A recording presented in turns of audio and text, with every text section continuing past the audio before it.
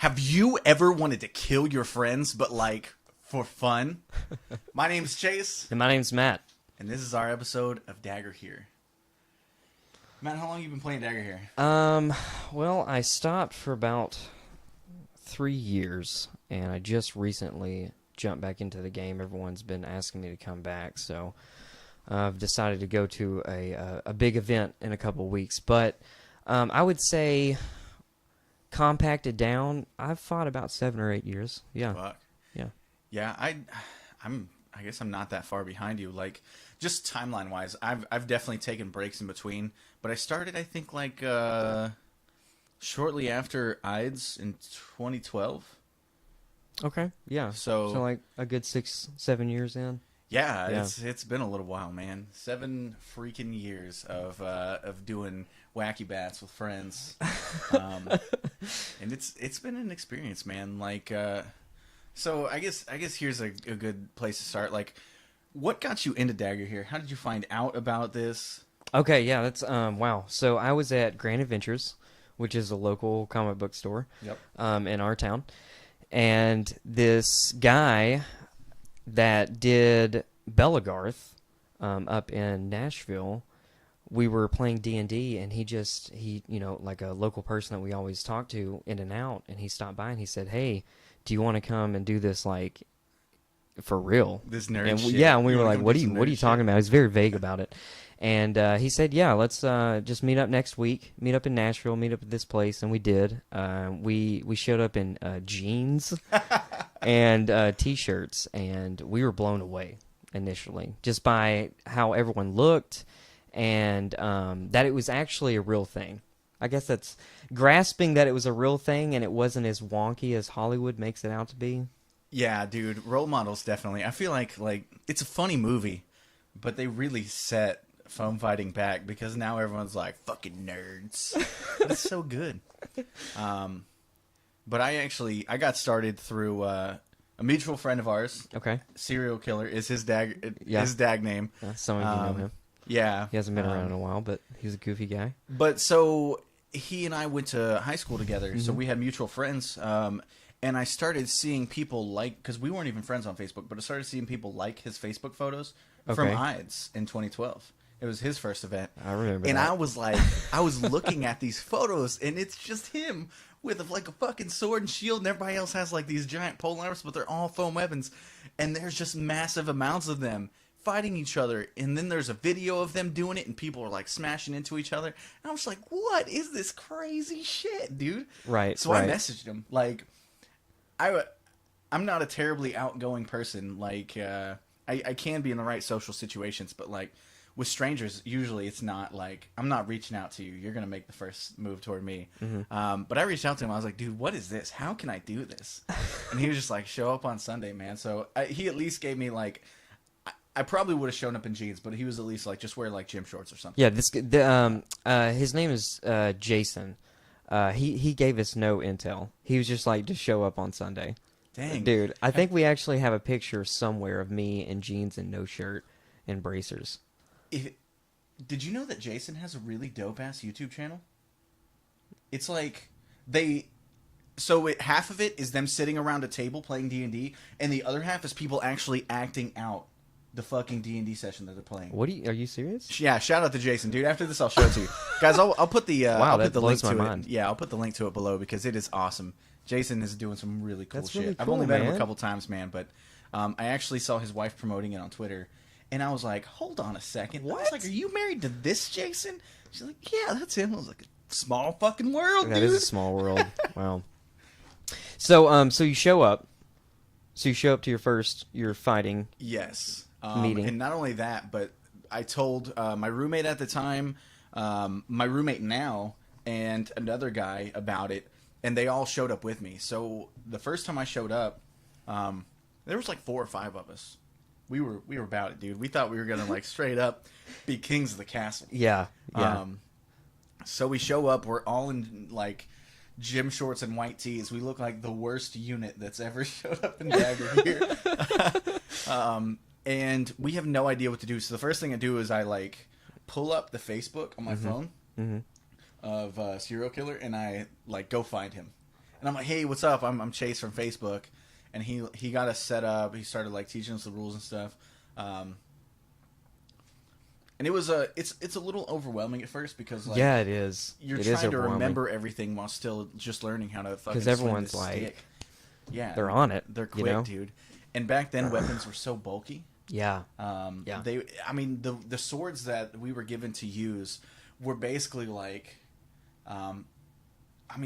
they were the size of if you just took like a fucking pillow off your bed and just wrapped it around a stick, and you were like, "Here, that's swing true." This. Yeah, camping foam. And that's all. It was just like 5 or 6 layers of camping foam wrapped around, dude. That's all they were.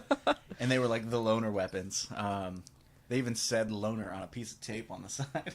That's rough. Yeah, so he let us try it, and I just remember, like, not that there's anything wrong with this, but it was a different time. It was 7 years ago. I was very, like... New. Toxically masculine is the word I'm looking for. Oh, because shitty. one of the people who was, like, teaching me was, like, a girl, and she was, like... I want to say she was still in, like, high school or some shit. And she was just whooping my ass, and I was getting so mad, dude. I was like, fuck this game. But still having a good time.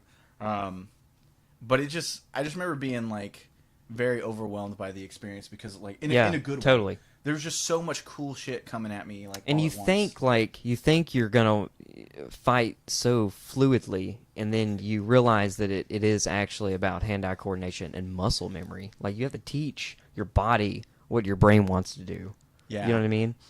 Because, again, you see things like role models, and you see them just, like, fireball and being nerdy, and you're just like, man, that's silly. I could do that. But it really is, like... People like to make fun of Dagorhir and Bellegarde specifically when they, like, call it basically a sport. It's foam fighting. It's not LARPing because we don't role play. We just hit each other. Yeah. And people like to be like, oh, it's not a sport. I've never been so sore in my fucking life. That's true. It's a full body workout, and it's not a LARP. You're right. It is more of an immersive fighting experience, which is why it's called battle games, I guess. Yeah, it is 100% a sport with a LARP name. Yes. Like you give yourself a character name, but most people, that's as far as they go. Some people have backstories, elaborate costumes, but a lot of people just show up in like basic outfits. Basically, whatever they have to wear to get by the bare minimum, because they just want to get out there and hit people. Mm-hmm. Now, you do get the immersiveness. You get people that go above and beyond, $1,000 on their outfit, because when they get out there, they want to look like their character. And, honestly, the more visually immersive you give your audience, the more they get into it. So yeah, that's true. And then, I mean... That's how you get places like Eastwind. So Eastwind is it's an event site. So Dagorhir does events all over the country, and they're basically like they're the reason that you go to practice. You go to practice to get better, so you can go to an event, and these events are usually weekend long. There's one that's a whole week long. He briefly mentioned it earlier. I'm sure we'll bring it back up again. Mm-hmm. But you go to these places, and they're like enormous campsites. Sometimes you get 50 plus people, 100 plus people, 200 plus people out to these events. And some of them have gone so far as to like build castles and like medieval towns and shit. I mean, Eastwind, we were just talking about it this weekend. Like they have jousting now. Yeah. They have real axe throw. Like before it got popular and bars started doing it, Eastwind had axe throwing and real archery. Like these guys live the fucking life of like this medieval times. Yeah, and if you've ever been to a Ren Fair, they kind of do sell that image, Dude, and it's an at-home experience, so it's better than going to a Ren Fair. Yeah, and it's all handmade. It's not cheaply made so that it can be taken down. That is one thing that I've noticed at Ren Fairs is like even though everything looks really cool, it's props. It's all been taken down a million times, so you can tell that it's worn down or whatever. Mm-hmm. Whereas the stuff that they build at these sites, including the castle at Rag, like it's permanent. Yeah. So it's so well done, so that it doesn't fall over or break easily or anything. Like, it's fucking crazy. Like we can't talk about it. Yeah, it's hard to describe. They also have a fighting pit, and they have like wooden shields that are carved by a lot of the units, like helped out with Eastwind. It's very, very immersive. Very immersive. Dude, at one time I tried to be like, what do I have to do to get a Templar shield here? And they were like, you guys have only ever been to this event. Get the fuck out of here. They were right. You got to do more. But in my defense, Carolina is very far. That's fair. I try. That's fair. So a lot of people don't know, but Dagorhir was started in the 70s, late 70s. Is actually the oldest LARP in the United States. I did not know that. Yeah. Damn. That is pretty crazy. But there's some sister LARPs and brothers and sister LARPs that have breaked off from Dagorhir. Now, we do know of Belagarth. Belagarth is and also another fighting game that has this, I guess, similar. They're very similar. Similar rules, different culture, because each game breeds its own sect of people. Yeah. And there's other games that are more immersive, like Amtgard, and you're actually more in Amtgard than I am. I do really enjoy Amtgard. Shout out to Wallbaron and all the people at Emerald Academy for sucking me into the nerdiest LARP I've ever played. But in a good way. Like, they still have the party atmosphere, like at night at events, but the way that they do the games and stuff is just so much cooler because, in Dagorhir they have similar games, but everybody's kind of on equal footing, so there's not as much working together. Whereas in Amtgard, everything is like class based. You have levels, so the more you show up, the stronger you get, the more abilities you have, and then you kind of have to like build out your teams, almost like playing competitive Overwatch or something. Like, you have to have an actual team structure, because if everyone plays a fucking barbarian and then we all just run in, like, we're just gonna get our asses kicked. So, like, before we get into that, like, what would you say, like, the big differences in between Amtgard and Dagorhir are? So they don't have sufficient force rules. Okay. So they have gotten better about it, where, like, you can't just, like, because before the joke was like, oh, they could just tap you basically, and it would count. So there has to be, like, actual contact made somehow, but there's no sufficient force rule so that people who are younger can play. And then, of course, the class and the magic and stuff are the two biggest differences. Mm-hmm. It is not nearly as physical, which is good for... And speaking of fighting, we actually have some weapons. We're going to pull these over and demonstrate to you guys kind of what they look like.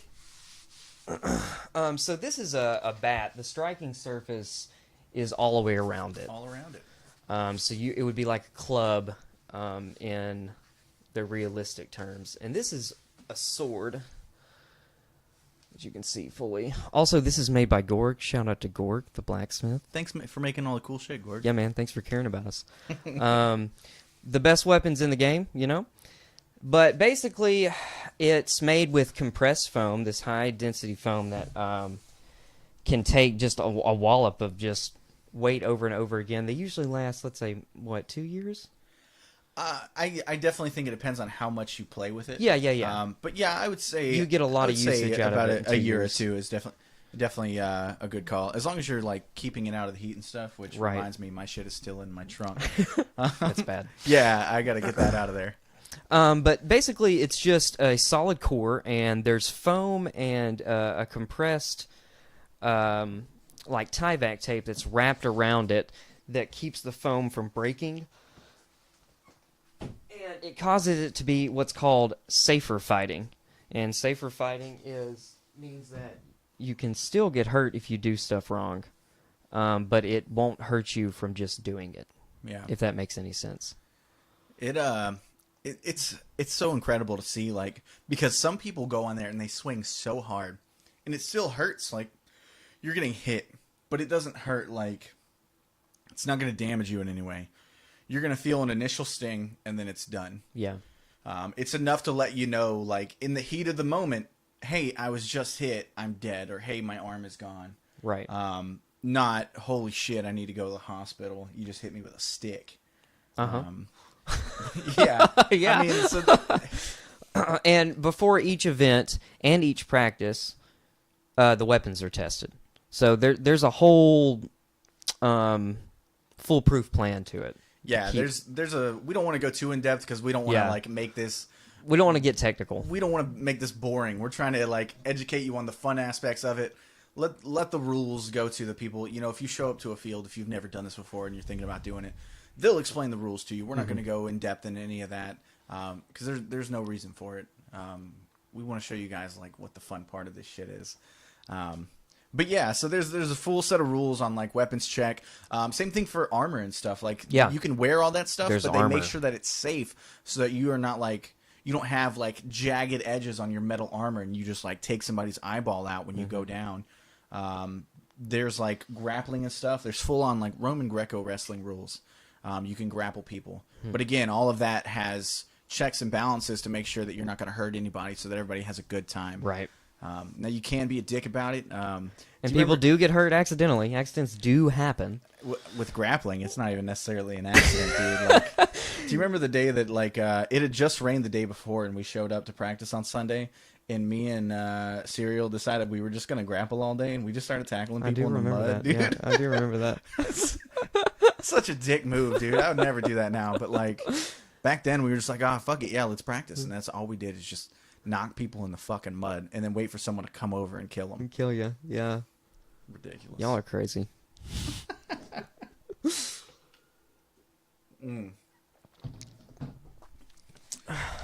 So let's see, dude. We have talked about practice. I guess it's a good time to bring up. Is it Dagorhir? Is it .com.org? What's the? I hope it's Dagorhir.com. We're gonna look right now. So we're gonna give you the correct information. Dagorhir. It is Dagorhir.com. Okay, so Dagorhir.com. I'll put that link below when the video gets posted. But that way you can go and look. You can see where people are fighting in your area. That way you can get into it.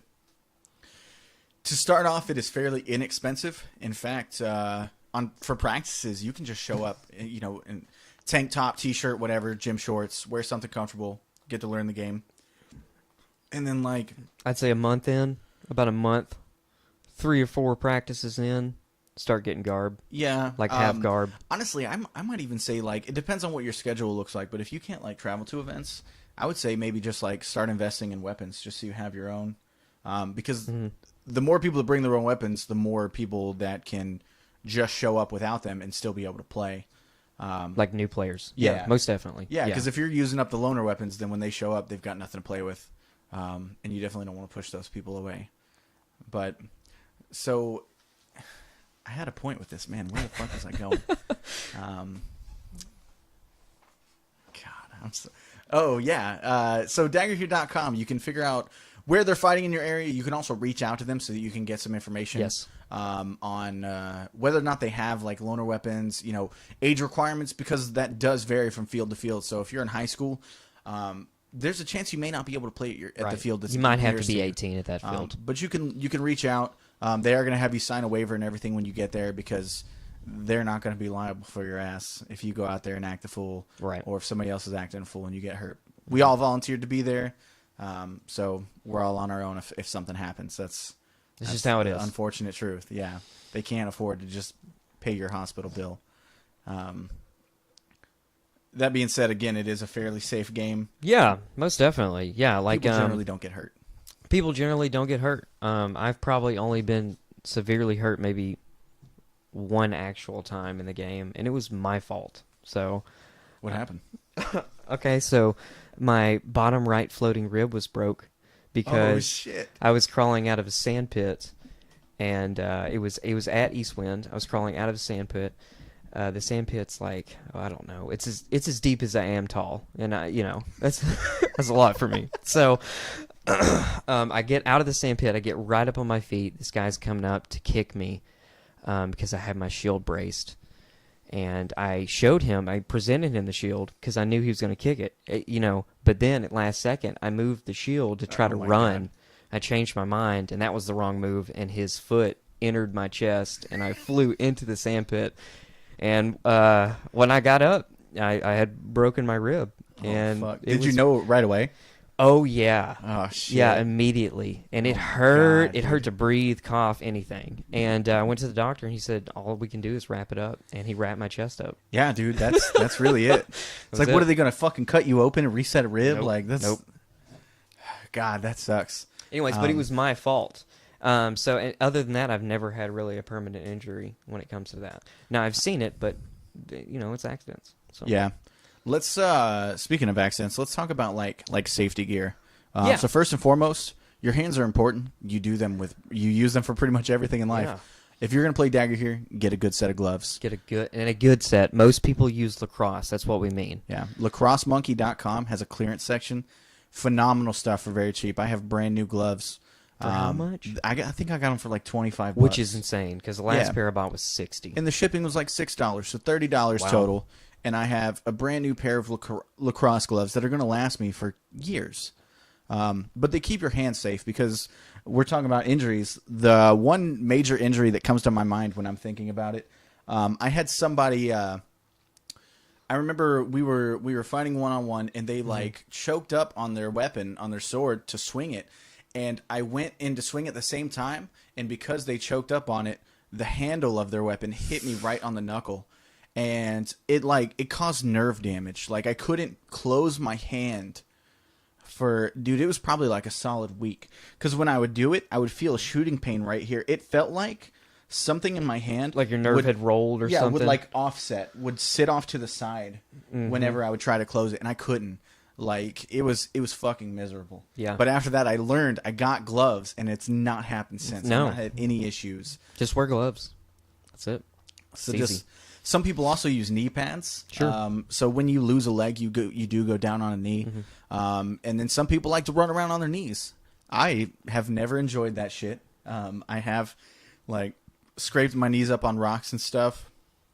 So I don't. It's also not good for your knees. Yeah, like not you at go all. down. It's like you go down on your knees as much as a carpenter would. It's up and down, up and down. So yeah, they also wear knee pads for a reason. Yeah. So the nice thing about that, knee pads are fairly cheap at Walmart, wherever. Or if you have a military surplus store next to you, you can get military knee pads, which have excellent padding. And they have a plastic shell so that you can easily move around on them without hurting yourself. And you could probably get a set for like $5. Military surplus stores are dope. Just make sure that they can fit under your pants, because over your pants they look terrible. Yeah. And when it comes to outfits, you don't want your outfits to look like you gotta be swag, dude. You gotta look good, man. You gotta look good. So shit. Other than that, some people wear goggles. That's not as common. Some people even wear face masks. I believe if it's safety gear, I just see right through it. Like if I know you're wearing it for safety, I don't give a shit. Yeah, I'm not concerned about it either. Like, I would rather you wear too much safety gear and not get hurt than you not wear enough and something fucking happens and not be able to do it again. Fuck that. Yeah. Mm-mm. So just you can figure out what's good for you. I know some people wear like mouth guards and stuff too.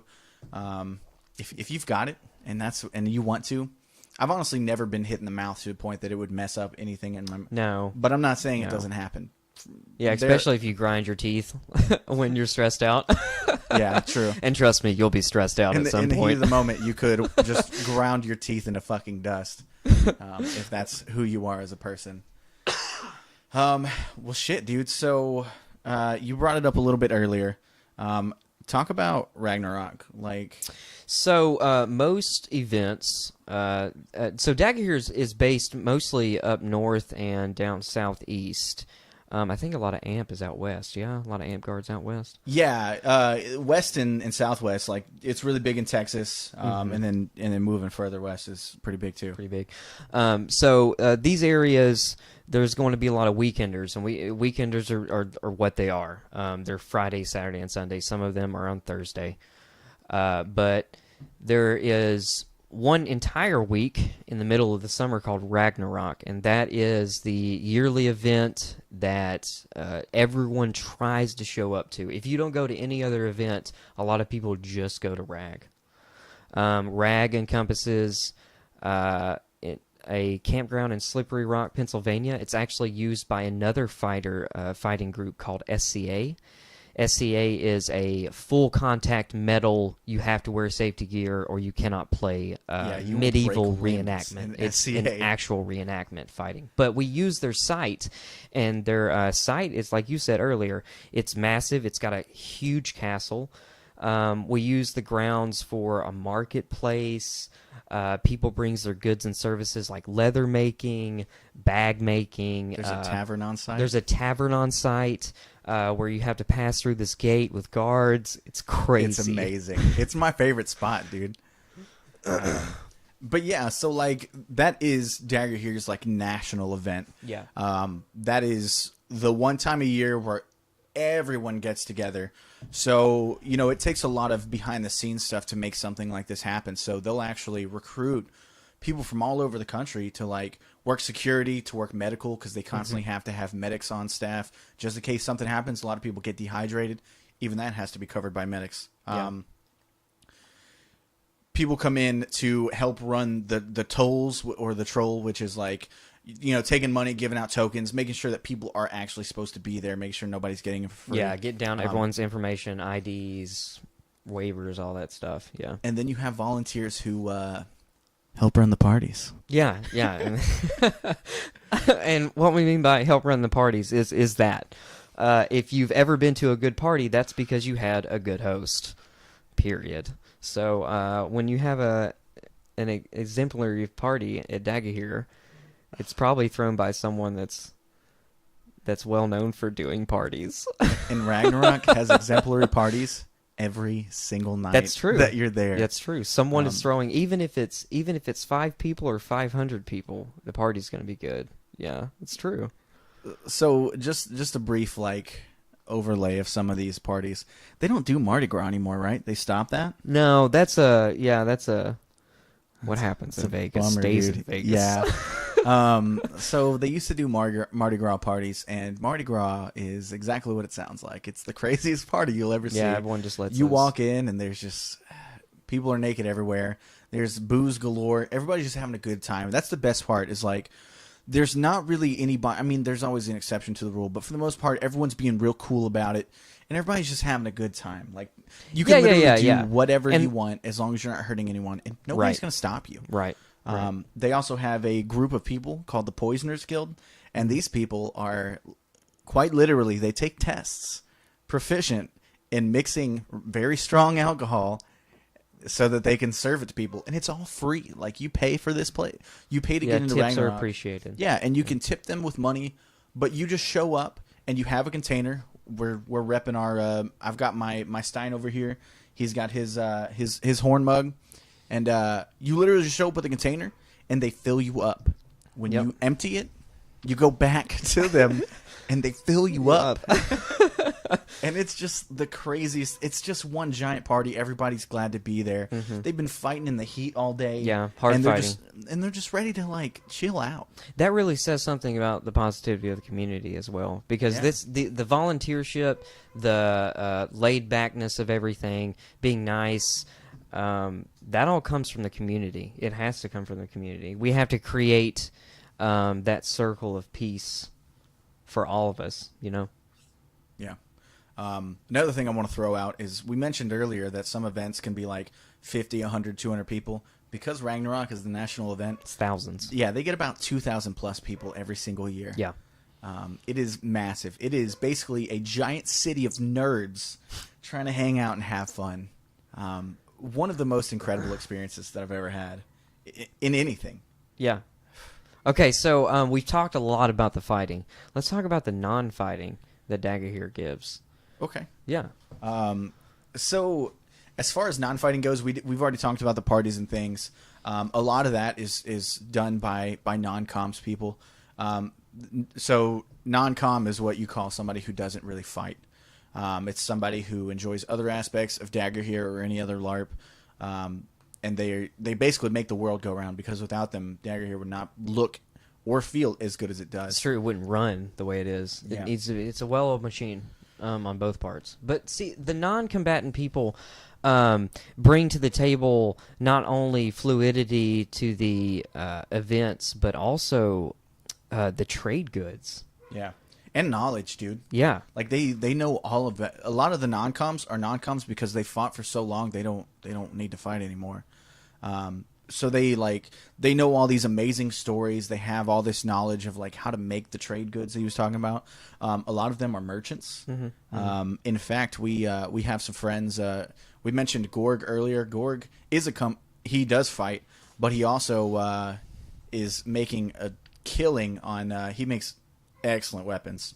He makes excellent. I mean, he basically in the span of less than 10 years, he has become a very important part of our community when it comes to weapon gear. Dude, he's changed the game. Yeah. Think about how big the weapons were. They were different. Before Gorg showed up, dude. I mean, there has to be a growth in the tech, and he's the guy that came along to do it. Yeah, he's killing it. There are also people who are taking like actual linen and making these just immaculate costumes for people. Yeah. And it's sort of one of those things like you really do get what you pay for. Some of these people Really do. like pour their heart and soul into it. They do these intricate designs and they're embroidering all of it. It's insane to see. So some of these people that come out in these costumes, you're just like, holy shit, where did you get that? Like that's what I want. But you also have people making food. Yeah. Oh yeah. Culinary, leather working, glass working. Okay, I didn't get into leather working without Dagorhir. Dagorhir introduced not only fighting to me, but also leather working. Same. I mean, isn't that crazy? Yeah, I never would have been like, you know what would be cool? Making my own armor. I would have never done that. I would have never woken up and said that. I wouldn't know Tandy exists. Yeah, Tandy Leather. Tandy Leather Shout is out. like a national retailer. I never would have known. I would have seen it and been like, that's a toy store. Like, because the logo is like bright orange and like, I don't know, almost like kiddish in nature. Yeah. It's just a giant leather store. Never would have known. It's really crazy. It's really crazy. I love how the game introduces a livelihood outside of the fighting that can help you as an individual, you know? Yeah.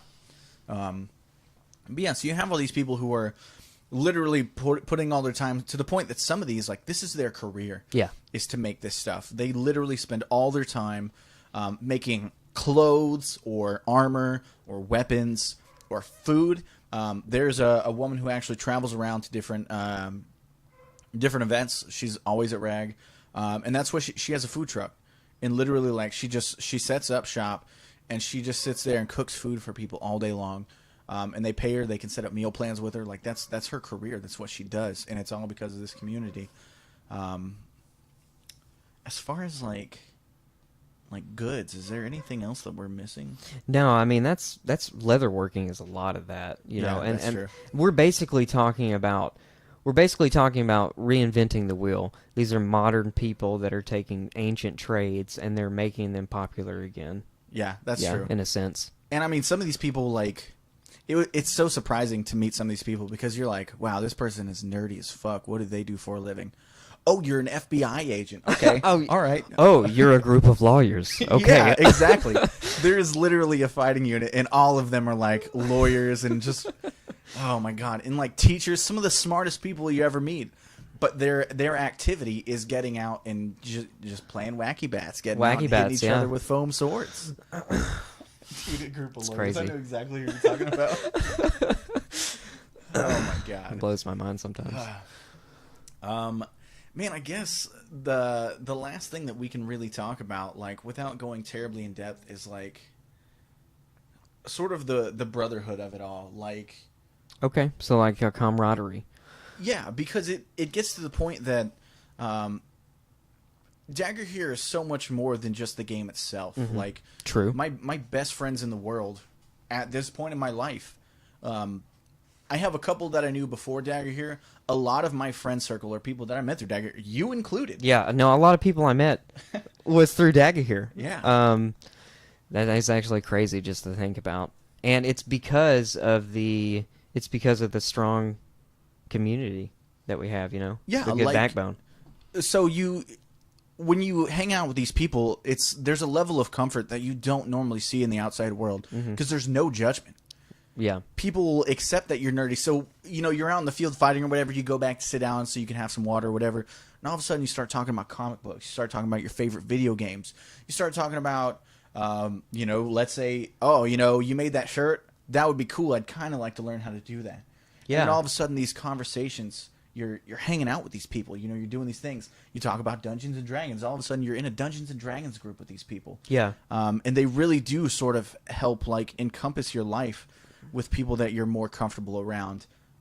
Because before, man, like, there's nothing wrong with the people I was hanging out with before, but I never felt like I could completely be me because there was always some kind of aspect of me that I had to keep secret because there was a judgment there. Like maybe I had mentioned it to them once before. There's no relatability. Yeah, I mean, you can't relate, and then you're all of a sudden in a group of hundreds of people that can relate to you. So you know? maybe you do relate on like music or something. But no, like, but I mean, like, hey man, have you ever wanted to dress up like Lord of the Rings? Exactly.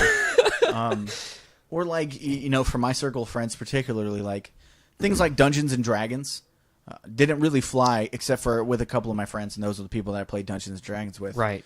But then all of a sudden you meet these people who are so about all the things that you're about. They absolutely love hearing about it from you, and then not only that, but they're inviting you to come do that thing with them and their friends, and then all of a sudden, like, you have these bonds. So many people like find relationships in there. It's true. In Dagorhir and phone fighting in general, because again, there is that, like, it's just this absurd level of being comfortable around other people. Yeah. And that allows you to prosper as an individual, and then other people respect you because of that. Yeah. And it just compounds. And I mean, you get to, so being totally real here, being fully transparent, you get to party with these people. I have seen people, I haven't done it.